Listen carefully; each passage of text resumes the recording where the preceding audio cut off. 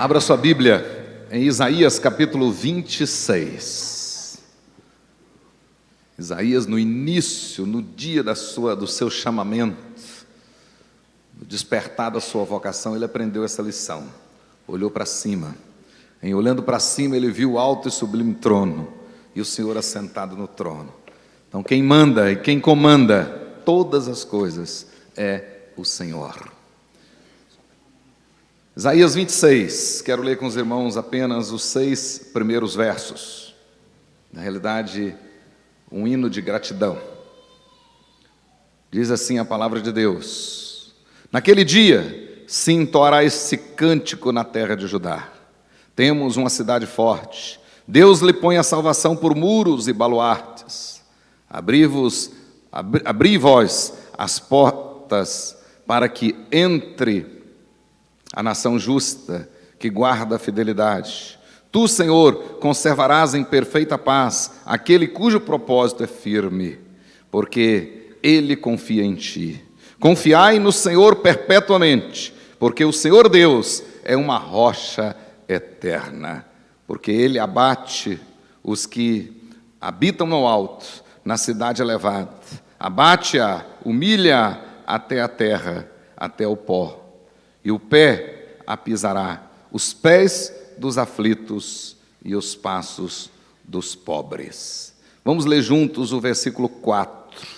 Confiai no Senhor perpetuamente, porque o Senhor Deus é uma rocha eterna. Novamente, confiai no Senhor perpetuamente, porque o Senhor Deus é uma rocha eterna. Podeis assentar, irmãos, em nome de Jesus. Senhor Deus, Pai querido, fala aos nossos corações por meio da Tua palavra. Edifica o Teu povo e permita, Senhor, que ao sairmos daqui hoje, saiamos transbordando de alegria e de desejo em fazer a Tua vontade. De fato, desperta e abençoa o povo brasileiro.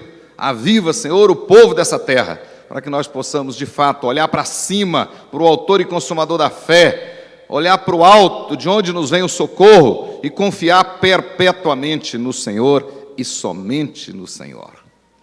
Em o nome de Jesus, abençoa, Senhor, as autoridades da nossa pátria, Deus. Tenha misericórdia de todas as autoridades civis, militares. Tenha misericórdia, Deus, dos nossos poderes constituídos, poder executivo, legislativo, judiciário, ministério público. Permita, Senhor, que toda a organização política da nossa nação receba do Senhor uma porção especial neste dia, ó Deus. Tenha misericórdia, Senhor, do nosso Brasil. Aviva, Senhor, a Tua igreja que se encontra nesta terra, Senhor, para que nós possamos cumprir a nossa missão profética, para que a Tua igreja possa olhar firmemente para o Senhor e testemunhar diante de todo o povo. Ajuda-nos, ó Deus, tenha misericórdia, repreenda as hostes satânicas, ó Deus amado, repreenda o homem mau, o espírito maligno, e permita, Senhor, que nós possamos ter dias melhores na nossa nação.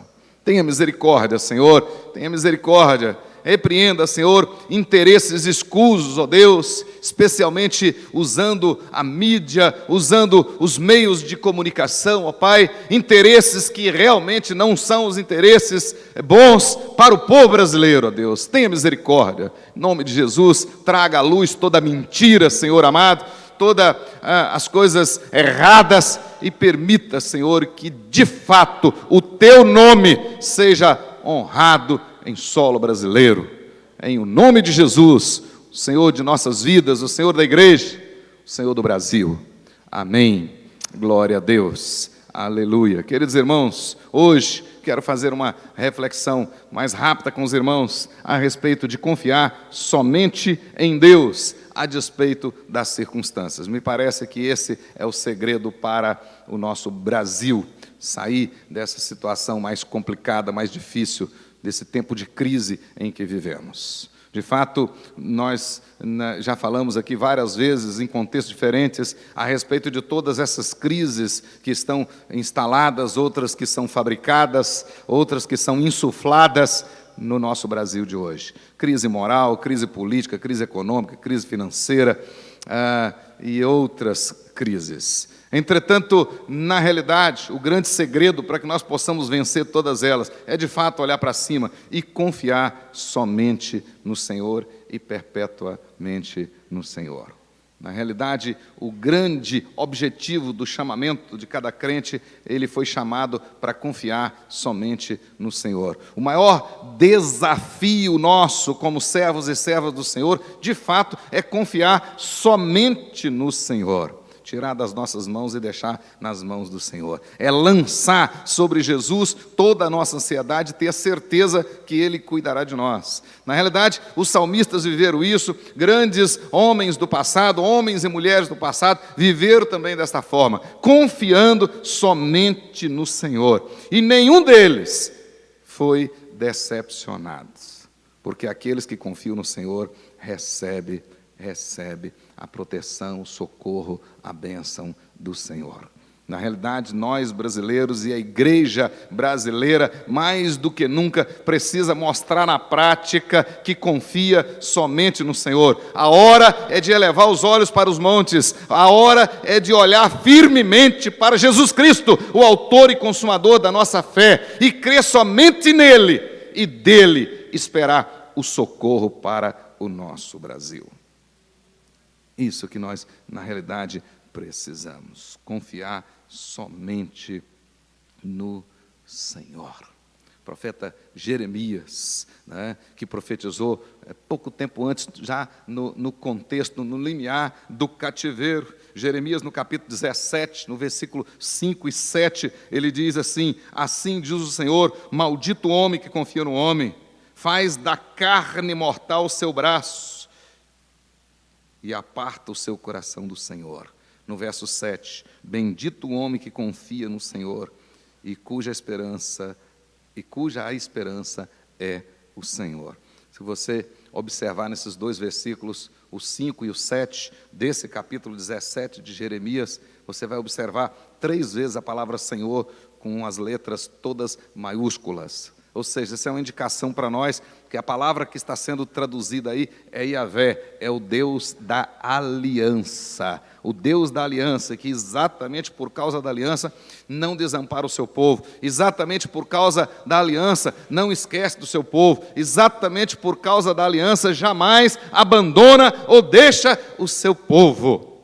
Por isso, naquele contexto, quando o povo de Deus estava e tinha abandonado o Senhor, e por isso a iminência do cativeiro, Jeremias é levantado para dizer àquele povo: olha, vocês não estão confiando no Senhor, vocês estão confiando no braço carnal, mortal, vocês estão confiando na capacidade de vocês, buscando ajuda em outros lugares, mas não adianta, porque o certo é confiar no Senhor, confiar no Senhor. E eles continuaram confiando neles. O que aconteceu? Nabucodonosor vem, invade Judá, destrói Jerusalém, e nós temos aí a queda de Jerusalém, a destruição do templo, e o povo é levado cativo para a Babilônia. Não confiaram no Senhor. A despeito das exortações e principalmente a despeito das admoestações de tantos profetas, principalmente do profeta Jeremias. Assim diz o Senhor: maldito o homem que confia no homem, que faz da carne mortal o seu braço e aparta o seu coração do Senhor. Entretanto, bendito o homem que confia no Senhor e cuja esperança está no Senhor. Então, diante de nós temos bênção e maldição. Bênção e maldição. Aquele que confia em si mesmo, aquele que confia na sua capacidade, aquele que confia nos seus bens, aquele que confia em homens, esse se decepcionará, ou esses se decepcionarão. Mas aqueles que confiam no Senhor, esses se alegrarão. Na realidade, nós estamos vivendo essa situação no nosso Brasil, e a gente percebe isso. Mas a nossa esperança não está nos homens, nossa esperança não está essencialmente nas autoridades e nem nos poderes. A nossa esperança tem que estar no Senhor. O Senhor que fez os céus e a terra, pelo poder da tua palavra, trouxe à existência aquilo que não existia. É nesse que nós temos que confiar. Esse é que pode todas as coisas. E como diz a Bíblia, agindo ele, ninguém pode impedir. Ninguém pode impedir. O apóstolo Paulo também aprendeu essa lição e ensinou essa lição, usando o seu próprio testemunho, usando sua própria experiência, escrevendo aos Coríntios, na segunda carta, no capítulo 1, a partir do versículo 3 até o 11, ele vai dizer exatamente isso, que nós temos que confiar em Deus, que Ele sim tem poder até para ressuscitar mortos. É nesse que nós precisamos confiar. A nossa confiança tem que estar naquele que tem poder para ressuscitar mortos. E se vocês observarem no capítulo 1 da segunda carta de Paulo aos Coríntios, no versículo 9, os versículos 9 e 10, o apóstolo diz assim: contudo, já em nós mesmos tivemos a sentença de morte, para que não confiemos em nós, e sim no Deus que ressuscita mortos. E olha o verso 10, pode marcar na sua Bíblia: o qual nos livrou, nos livrará de tão grande morte, em quem temos esperado, e ainda continuará a livrar-nos. Na realidade, o apóstolo Paulo faz aí uma construção poderosa, usando 3 vezes o verbo livrar, e cada uma num tempo diferente. Ele, primeiramente, diz aí, Deus que nos livrou, e o tempo aí está num passado concluído, já fez isso, fez na eternidade, nos livrou da condenação do inferno, na obra do nosso Senhor e Salvador Jesus Cristo. Pedro diz que antes da fundação do mundo, Deus já conhecia o sangue de Jesus e já tinha nos resgatado. Isso Ele já fez, Deus já nos livrou, Ele já fez e, portanto, nós podemos continuar confiando nele. E depois ele usa o verbo no presente, ou seja, e Ele nos livra hoje. Está falando do cuidado, da providência de Deus, ainda hoje. Eu já disse aqui recentemente no outro sermão, que a obra da criação, Deus encerrou no 6º dia e descansou no 7º dia. Portanto, o decreto da criação está cumprido, absolutamente cumprido. E Deus descansou de toda a obra da criação. Nesse sentido, Deus não cria mais nada hoje. Todas as coisas já foram criadas. Entretanto, o próprio Jesus disse que trabalhava e que o pai dele trabalhava até então. Do que ele estava falando?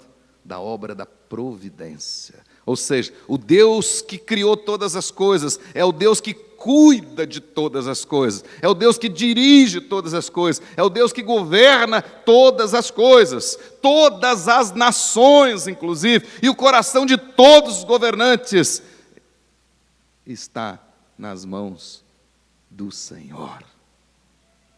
É isso que Paulo está dizendo. Então, Deus que nos livrou, Ele continua nos livrando ainda hoje e nos livrará. Aí ele está falando do aspecto futuro, ou seja, da eternidade, quando o Cordeiro de Deus que tira o pecado do mundo retornar, quando não existirá mais o pecado, quando Deus enxugará dos olhos todas as lágrimas, nos livrará do pecado e para sempre viveremos com Ele.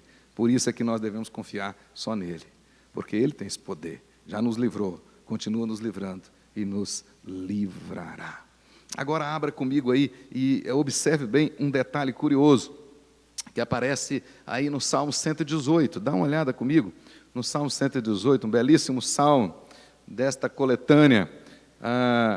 E eu gostaria de chamar a atenção de vocês para alguns detalhes deste Salmo 118. Na realidade, nós estamos aí literalmente no meio da Bíblia, exatamente no meio da Bíblia, né?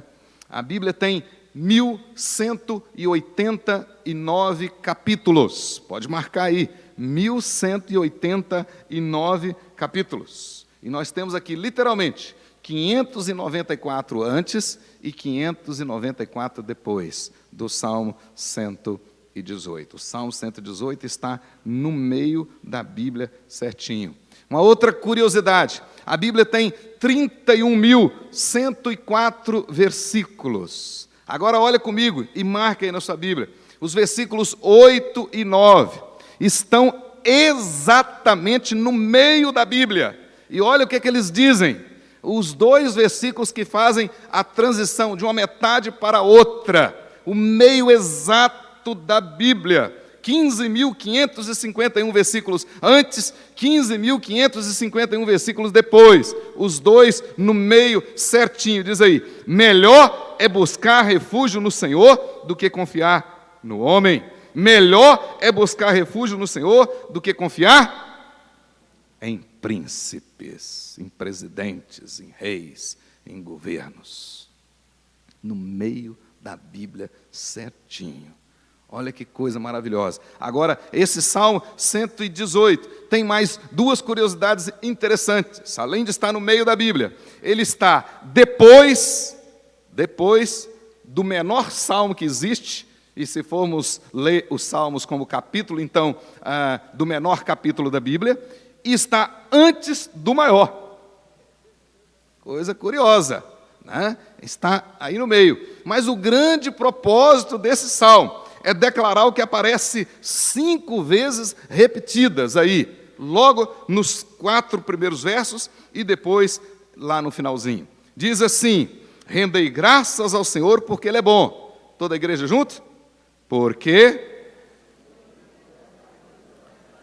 Diga, pois, Israel, sim. Diga, pois, a casa de Arão, sim. Digam, pois, os que temem ao Senhor, sim. Agora olha o verso 29 no final. Rendei graças ao Senhor porque Ele é bom. Juntos. Por que nós podemos confiar no Senhor e confiar somente no Senhor? Porque Ele é bom e a sua misericórdia dura para sempre. Está aí a solução para o nosso Brasil. É confiar mais no Senhor, é não confiar em homens, não confiar em príncipes, não confiar em sistemas, não confiar em regimes, confiar no Senhor, cada vez mais no Senhor, e saber que Deus tem de fato o controle de todas as coisas e conduz todas as coisas para o cumprimento da sua vontade. Como eu digo sempre aqui, nada pega o nosso Deus de calças curtas. Nada, nada, nada. Nunca houve um tempo que Deus soubesse menos. E nunca haverá um tempo que Ele saberá mais. Ele sempre soube de tudo. Ele é onisciente. Por isso que nós devemos confiar somente no Senhor, a despeito das circunstâncias. Mas um outro fato histórico, bíblico, também que me chama a atenção nessa questão de confiar somente no Senhor, é a história de Sadraque, Mesaque e Abdenego. Antes, ainda em Judá, Ananias, Misael e Azarias. Ananias, Misael e Azarias, 3 jovens que são levados cativos na época aí do profeta Jeremias, vão para a Babilônia. Lá tem os seus nomes trocados, né? O primeiro passa a chamar Sadraque, o segundo Mesaque, o terceiro Abdenego. No capítulo 3 do livro de Daniel, de repente, por intriga da oposição, a articulação do inferno, coisa que não mudou até hoje. Homens maus começaram a tramar contra estes homens de Deus e influenciaram o rei a baixar um decreto para que todos se dobrassem diante da estátua do rei. Uma estátua que tinha naquela época cerca de quase 30 metros de altura e 3 metros de largura. E quem não adorasse aquela estátua, consequentemente, não adorasse Nabucodonosor como Deus, iria pagar com a vida. E a Bíblia diz que esses 3, na realidade Daniel também, mas esses 3 não se dobraram. E foram denunciados ao rei. E a promessa do rei era que quem não fizesse aquilo seria lançado numa fornalha de fogo ardente. E se vocês observarem bem o capítulo 3, vai dizer que essa história que muitos conhecem, eles não adoraram, e então o rei mandou que aquecesse a fornalha ainda mais. Nunca se tinha aquecido a fornalha tanto quanto se aqueceu naquele dia. E, de repente, os 3 jovens são lançados na fornalha de fogo. Daí a pouquinho o rei assusta, porque ele vê uma 4ª pessoa lá dentro. E ele diz que tinha aspecto de Deus, aspecto de anjo. E os 3 que foram lançados na fornalha, maniatados, amarrados, agora estavam passeando lá na fornalha. 4 pessoas. E aquilo assustou o rei. E o rei se aproxima um pouco e grita, e chama-os pelo nome, e pede que eles saíssem. E eles saíram. E se vocês observarem o texto diz que eles, além de não terem sido queimados, não foram chamuscados, e não tinha nem cheiro de fumaça. Mas observe bem que no versículo 28, o rei mesmo declara o seguinte, ele gritou e diz: que o Deus de Sadraque, Mesaque e Abednego seja louvado. Ele enviou o seu anjo e salvou os seus servos que confiaram nele. E salvou os seus servos que confiaram nele. Marca isso na sua Bíblia. Eles não cumpriram a minha ordem, pelo contrário, escolheram morrer em vez de se ajoelhar e adorar um Deus que não era o Deus deles. Isso é testemunho de Nabucodonosor.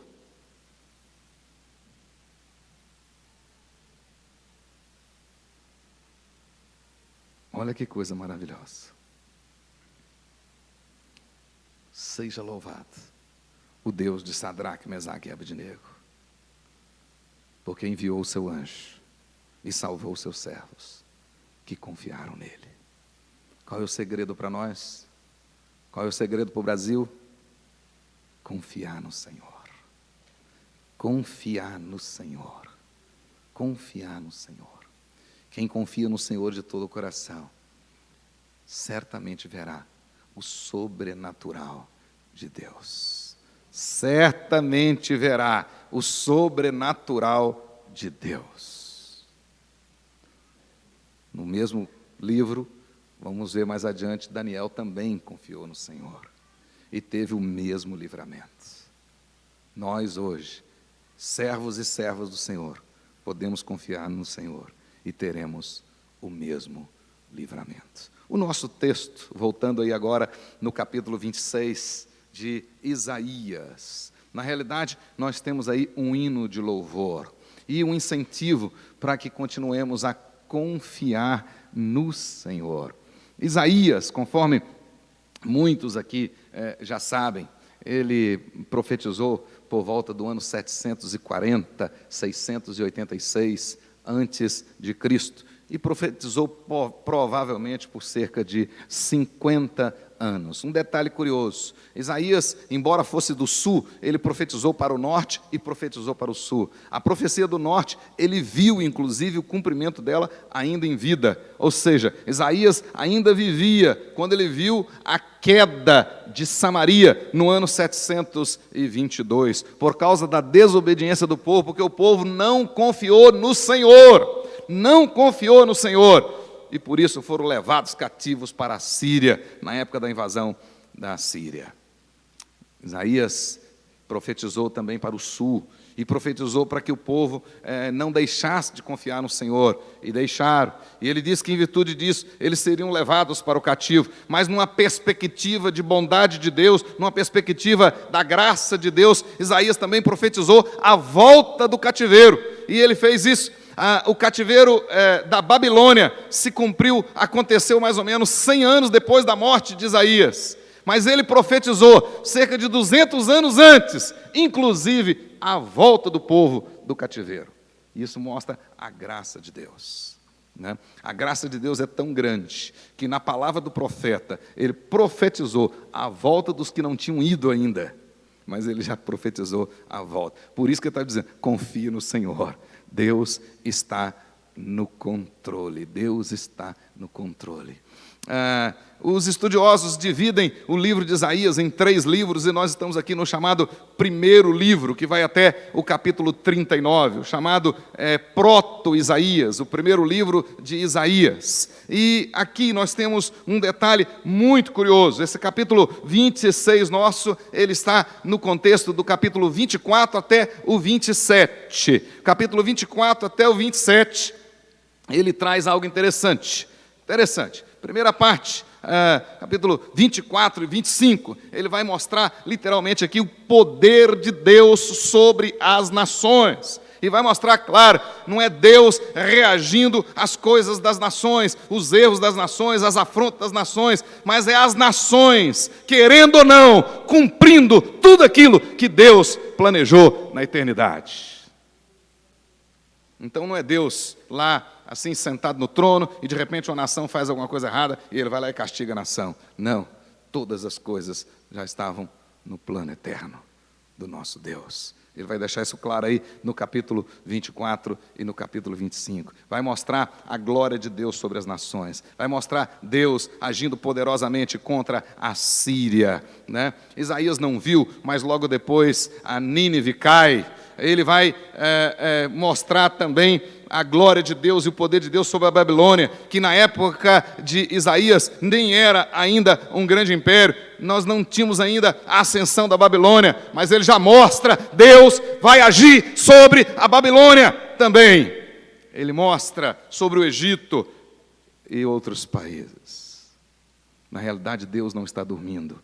Ele está assentado no trono e controlando todas as coisas. Essa é a temática de Isaías. Foi assim que Deus se revelou a Isaías para chamá-lo. Lá no capítulo 6, é exatamente isso. Eu vi o Senhor assentado num alto e sublime trono, comandando todas as coisas.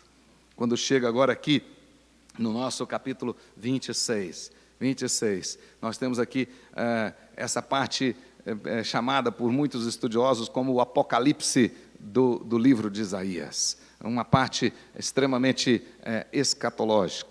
Nós temos no livro de Isaías profecias, como eu disse, que se cumpriram com Isaías ainda em vida, vivo, profecias que se cumpriram logo depois, 100 anos, 200 anos depois. Tivemos profecias que se cumpriram em Cristo, e temos aqui profecias que ainda vão se cumprir na volta do Senhor Jesus.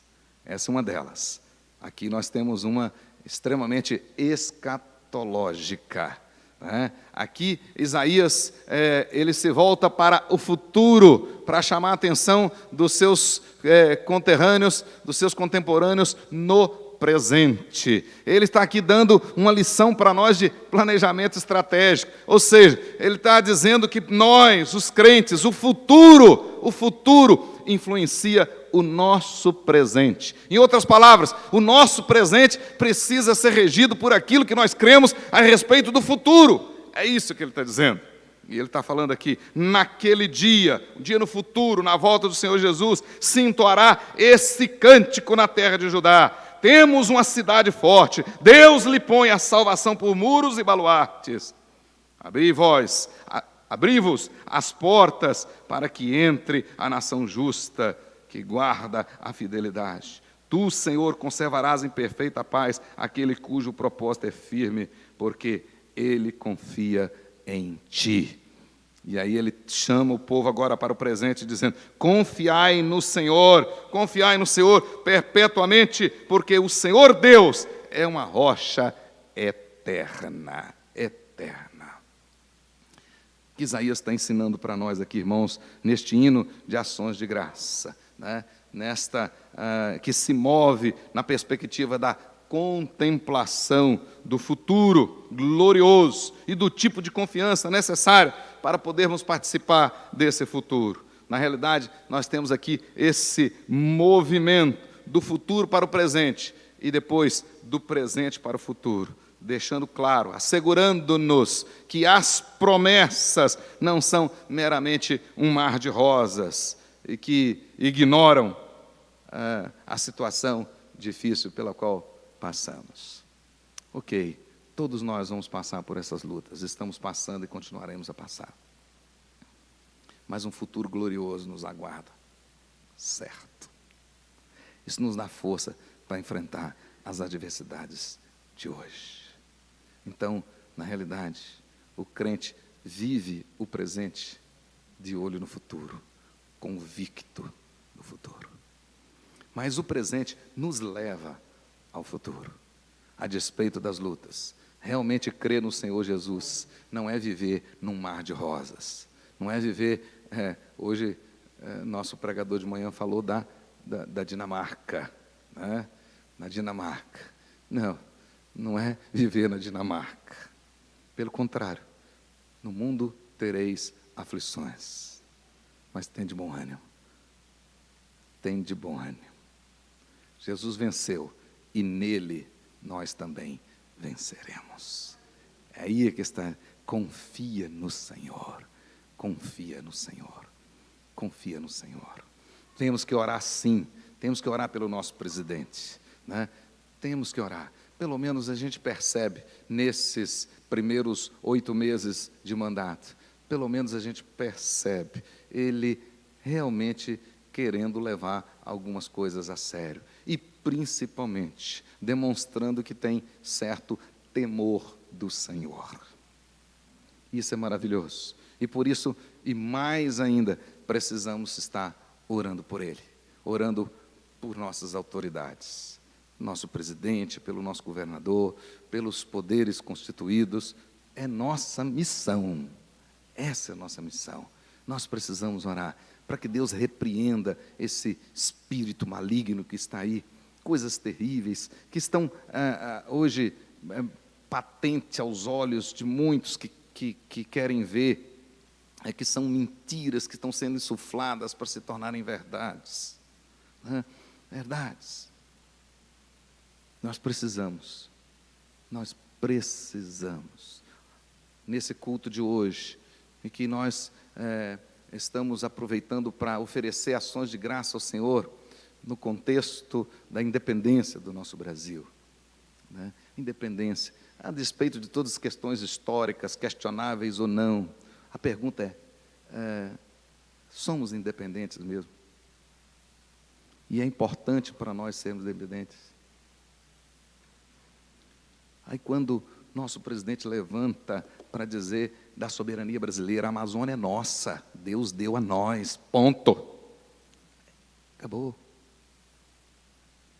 Nós, brasileiros, e o povo crente precisa se levantar e precisa ser cidadão. Estamos estudando Filipenses, aqui mesmo no nosso culto de domingo à noite, e próprio Deus, através do apóstolo Paulo, está dizendo que nós temos que viver a nossa cidadania, e temos que vivê-la de modo digno de Cristo. Então, é da vontade de Deus que sejamos cidadãos responsáveis, e que não sendo massa de manobra, não se deixando enganar. Não se deixando enganar. Realmente, nós temos que lutar pela nossa soberania. Nós temos que lutar. Não podemos aceitar ingerência externa, não podemos.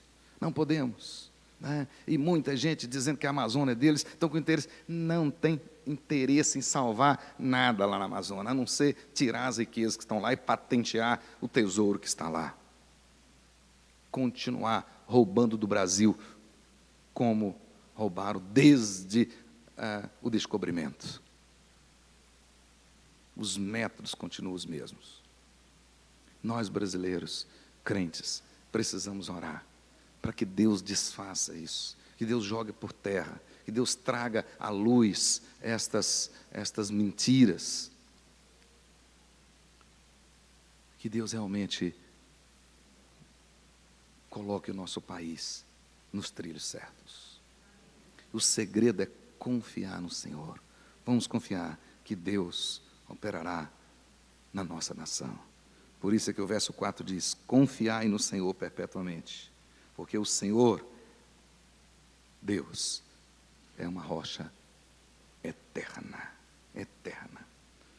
O que confia no Senhor é feliz. O que confia no Senhor prospera. que confia no Senhor está seguro. É isso que Salomão ensina para nós no livro de Provérbios. Confie no Senhor. O segredo é confiar no Senhor. Feche os seus olhos. Faça a sua oração. Ore mais pela nação, pelo Brasil. Como eu disse no início, à luz da palavra de Deus, o crente verdadeiro, ele tem que ser nacionalista. Tem que ser. Tem relação nenhuma com política partidária, ideológica. Tem relação com consciência de que Deus nos colocou aqui e nós temos que fazer a diferença aqui. Temos que fazer. Todos os países protestantes de linha reformada, a reforma gerou esse amor pela pátria em todos os países. É comum você ir nos países de berço protestante, em cada casa uma bandeira do país.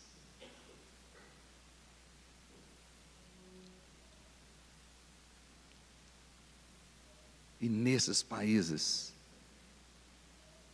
a igreja permanentemente ora pela nação. Ora pela nação.